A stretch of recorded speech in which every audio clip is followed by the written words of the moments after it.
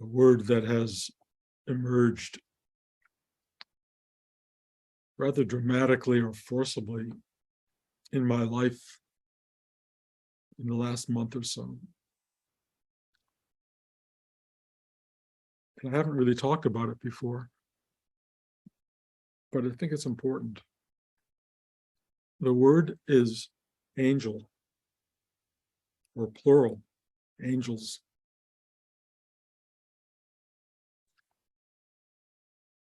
And how so often they are unrecognized in our lives, but they appear.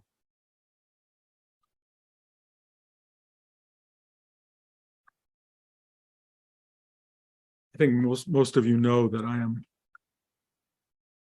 writing my, I guess, autobiography. And I have felt that it's something I need to complete before my journey here is over. I don't know why I need to complete it, but the voices in my head say, get it done. In the simplest version of it, it's to present to and leave for my grandchildren. The larger version of it is to make it available to people who have studied with me or with Rudy or other students and teachers.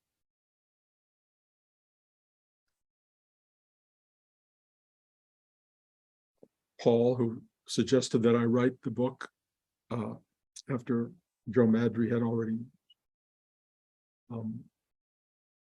tape recorded and presented on paper like 135 pages of the book, kind of encouraged me to tell it from the Hollywood side, because there has been that part of my life, and which is, in a way, a world called the New Hollywood, which is people like Spielberg and Scorsese and De Palma, etc., are all getting old, preparing perhaps to leave the world, maybe knowing or not knowing. And not any of them that we know of have written any books. And so this friend of Joshua's and mine, Paul, said, it's important, write this. But of course, my story isn't just Hollywood. It's also Rudy, spiritual journey, family. It's such a big story. So having to go back and look at your life, one of the things that arises, which is really interesting if you look at your whole life, is the appearance of angels out of nowhere. At moments you don't even know how they arrived. And I have had a lot of that in my life, and many of you, knowingly or unknowingly, are in fact angels for me. I remember being in Kathmandu and very, very sick. And or may also have been Kabul, Afghanistan. I don't remember which, and it doesn't matter. But this couple arrived out of nowhere with a bag full of vitamins. And they said, you need these. And I said, oh. And I took all the vitamins, and 2 days later, I was totally well. I never saw them again. And I realized in writing my book, these angels had arrived and took care of me. And I mean, I can describe many versions of the angelic in my life. But one of the big ones is Rudy. And there's so many stories of Rudy that I wouldn't even know which ones kind of to tell in terms of just the angelic gifts that were offered. One of them was Blanche and I were about to go on our a trip to Europe. She was pregnant with Josh. We were going to Greece. And just before we were leaving, the people who owned our apartment building said we had to leave it in 2 months. And and we had no idea how to find a new apartment, vacate, relocate, and go to Greece. And Rudy said, don't worry about it. Don't worry about it. I'll take care of it. So, being very trusting of my teacher, we went, had the most wonderful, amazing time in Greece. I mean, really, really beautiful.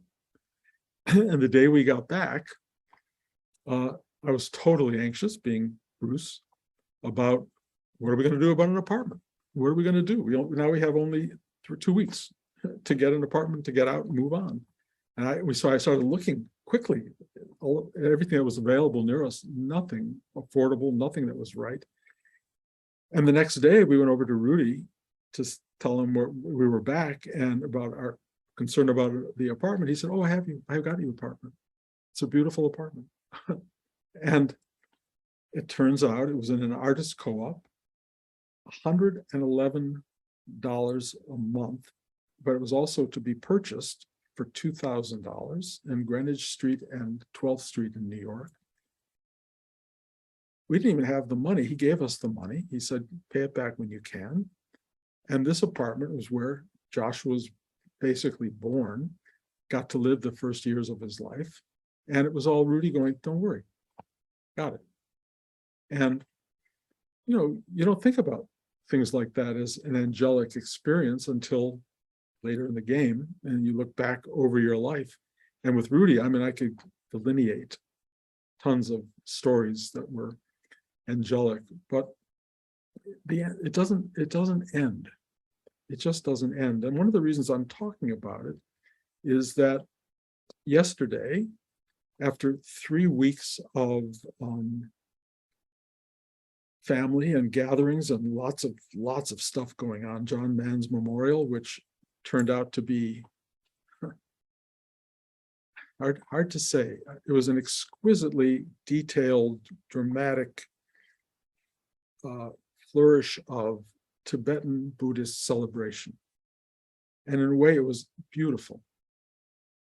And I never thought of John particularly as Buddhist, and it would be like me having a Hasidic Jewish funeral, with everybody, and I'm going, beautiful.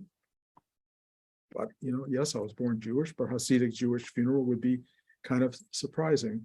On the other hand, it was exquisitely powerful and celebratory of John. And so my mind, which started to be judgmental, just said, why judge this? Celebrate that these wonderful, wonderful beings wanted to send John on his journey.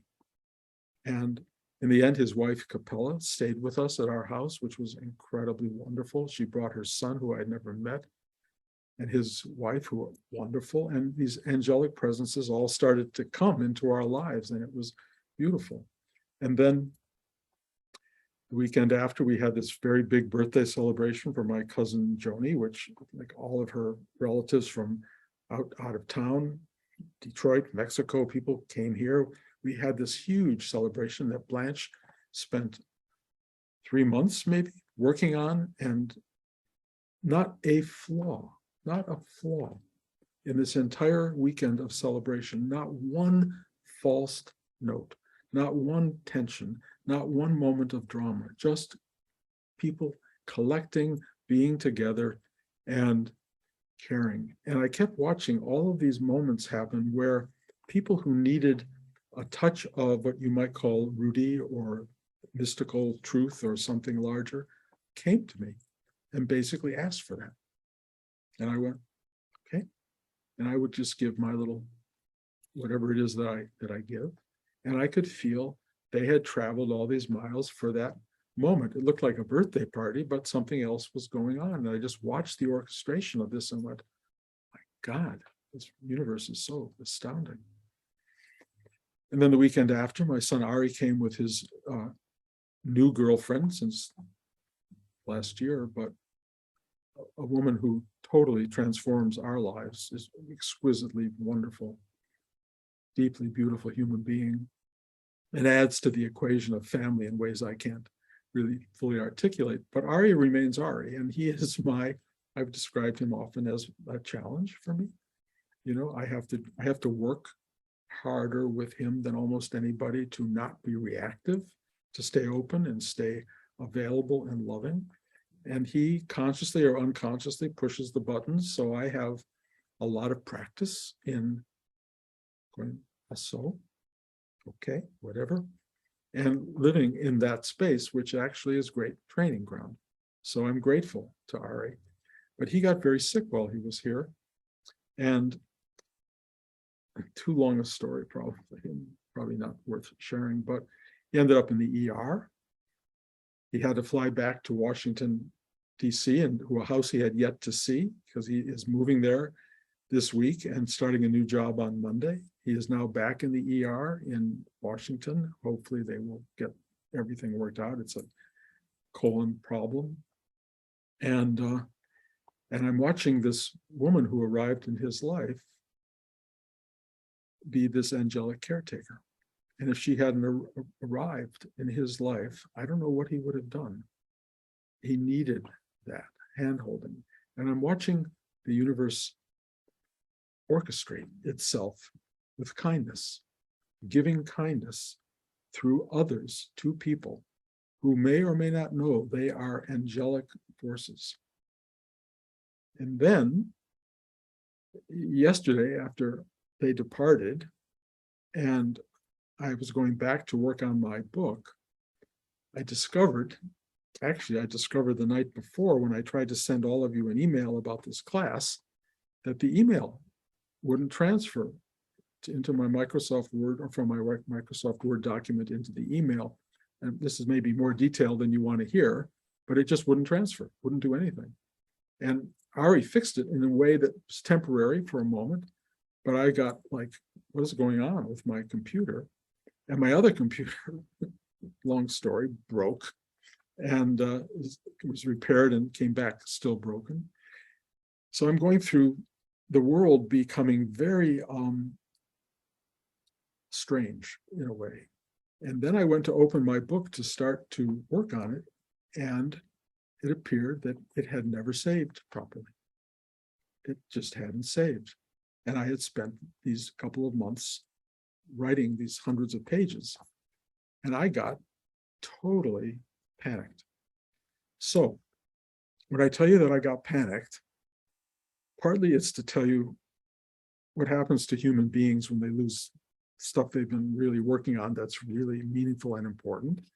I tried to look inside myself for some kind of spiritual release and go, oh, well, I just lost everything I've been doing for the last months and all of that.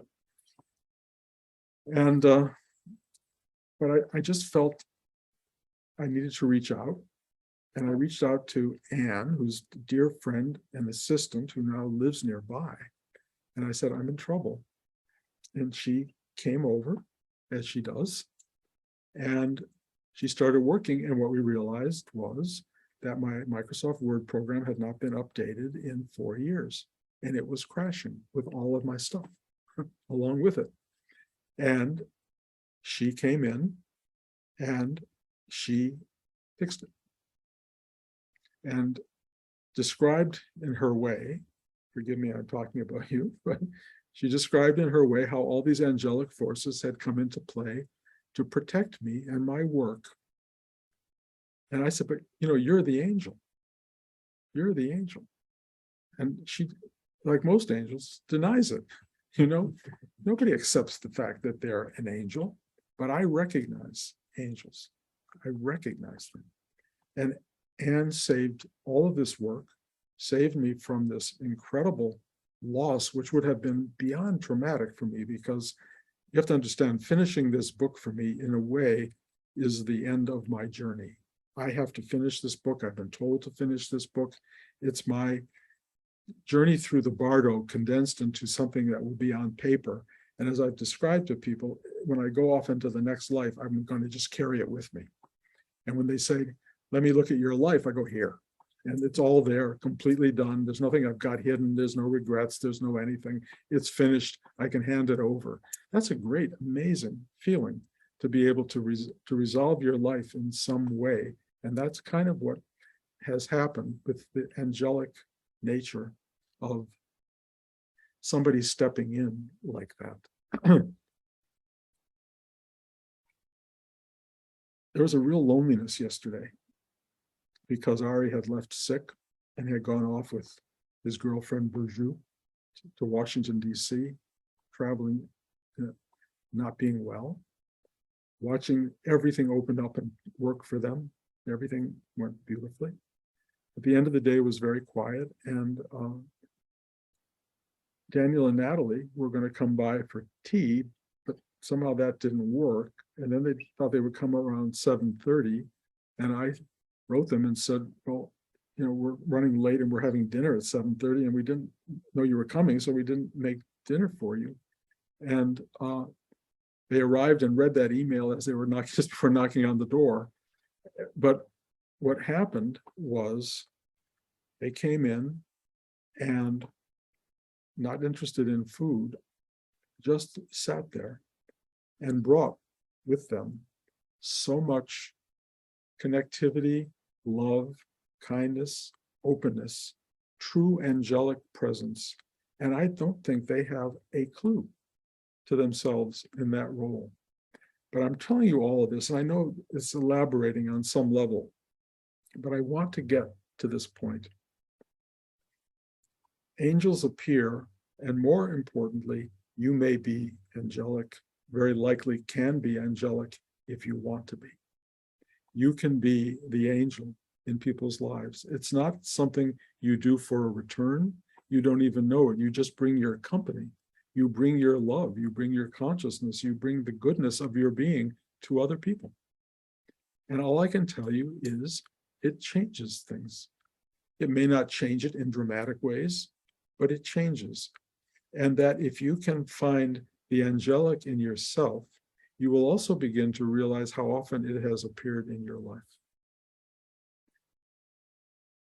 That's all I can tell you. I have to say, Kathy Ward, as I was working with you, John and Steve both appeared in the biggest, most remarkable way. And I went, Not sorry, that's and it's on my computer, which should not be ringing.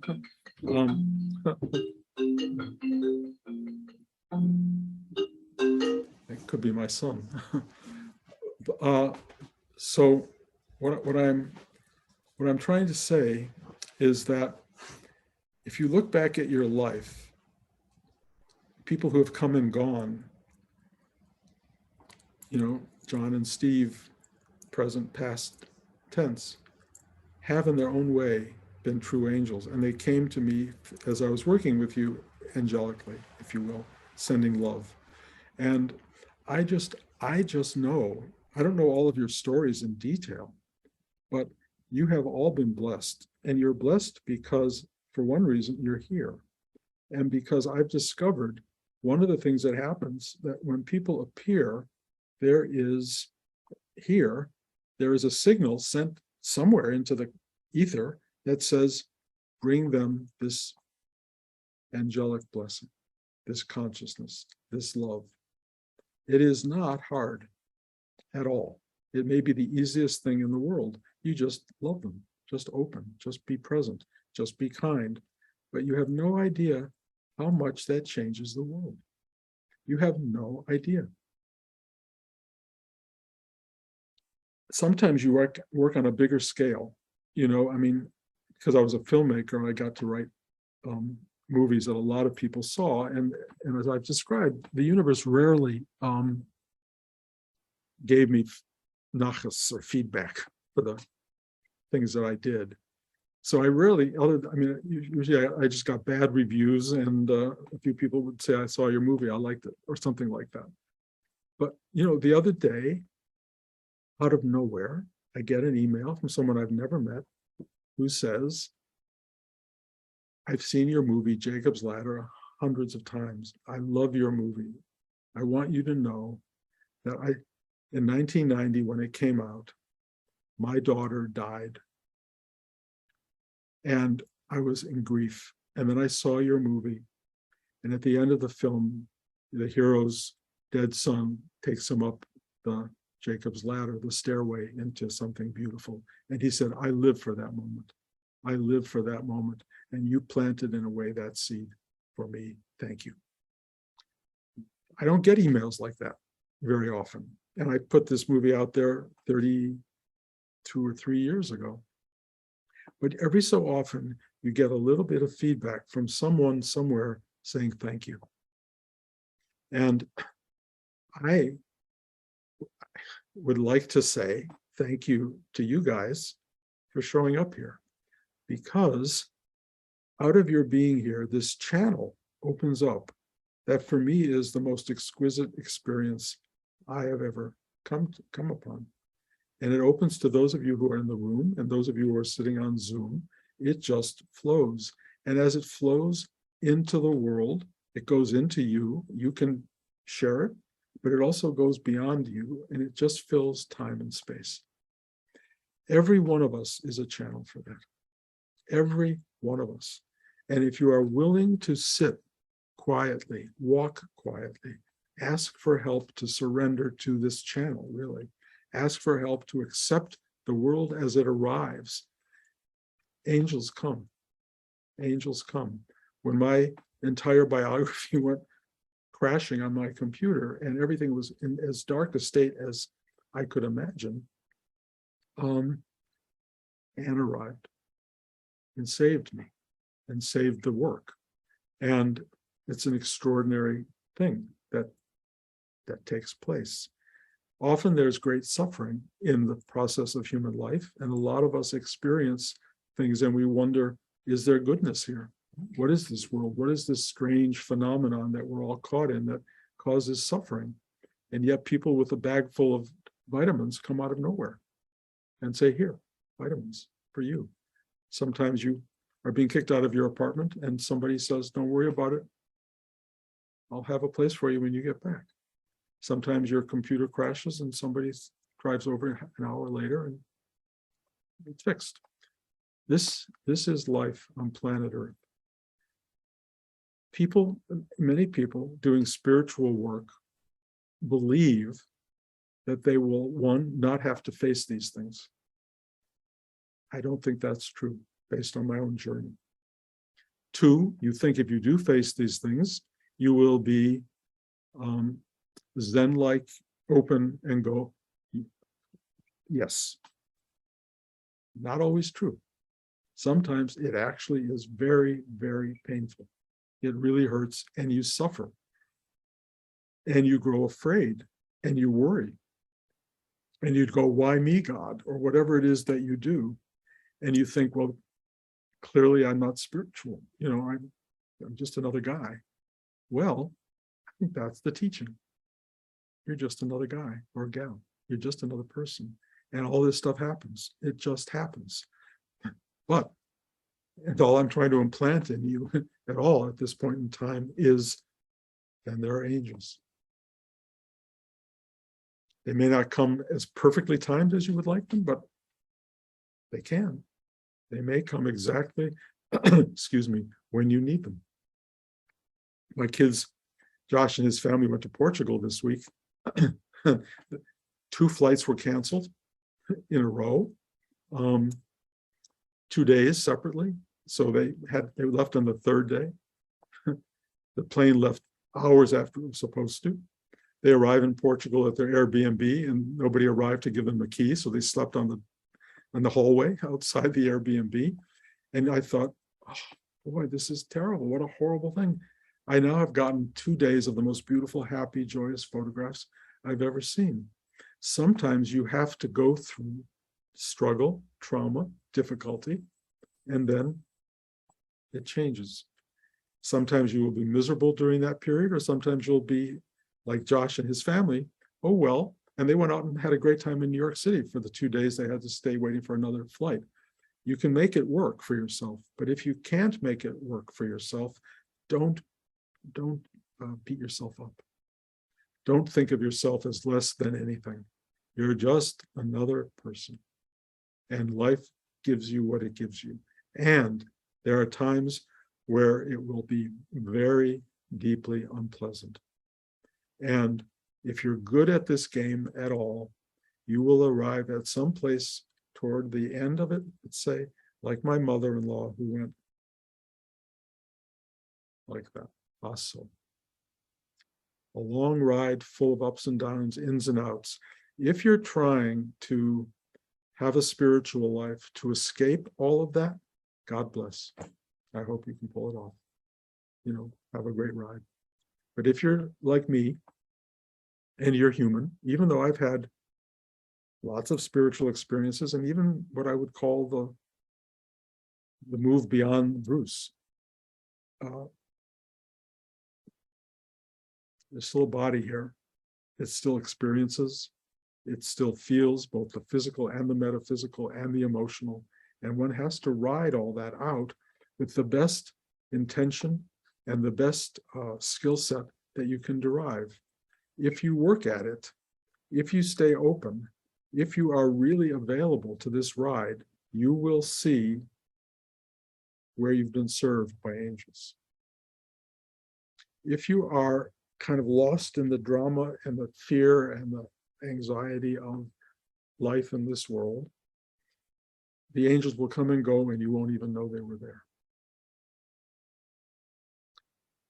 So all I can tell you is do the work, sit still long enough every day, stop and take note, feel yourself as openly as you can.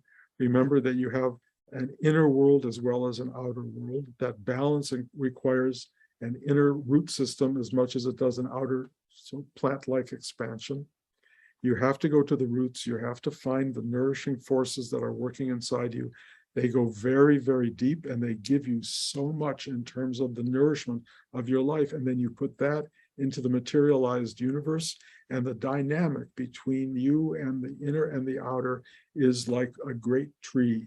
It's just an exquisite expression in the world and an exquisite expression deep in the earth where it finds its nourishment and finds its power to stabilize and give power to its external being. This is who we are, every one of us. Do the work. Don't think it's just going to happen by itself. And I will tell you, if you don't do the work, meaning take time to go inside, nurture, feel the roots, feel the angelic being who you are and the presence that's being delivered, do that work, and life will be revelation. If you don't do the work, it doesn't get easier. It just gets harder as you go along. And it's very hard to start the practice when you're in your 70s and 80s. It's very late in the game. You can do it, but it's really hard. Do it now. Do the work. Do what you're here for. Build yourself up. Be strong. Like walk every day. Do the work you have to do, because when you're 80, you'll be grateful you did that. So my encouragement is take the words coming through the system. They're angelic offerings. They're telling you you can have and be this remarkable presence for yourself and for others, and you are already a gift, and you are already angelic. Thank you.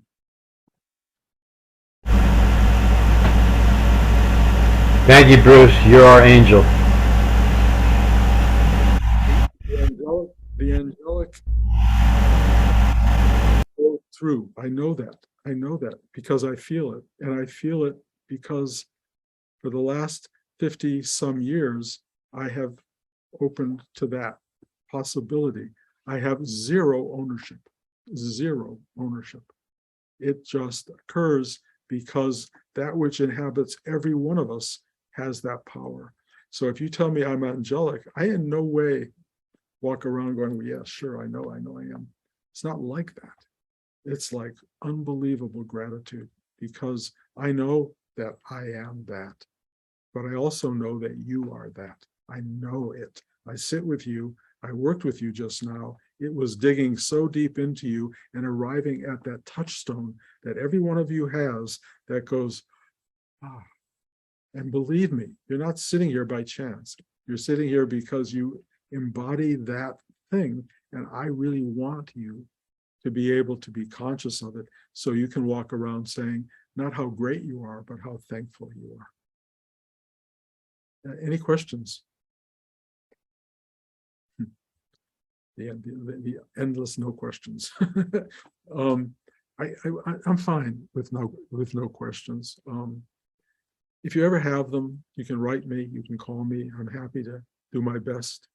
I really love you all very, very deeply. I'm so grateful that you're here. And I'm going to keep this thing going as long as we can. And in the meantime, take it seriously.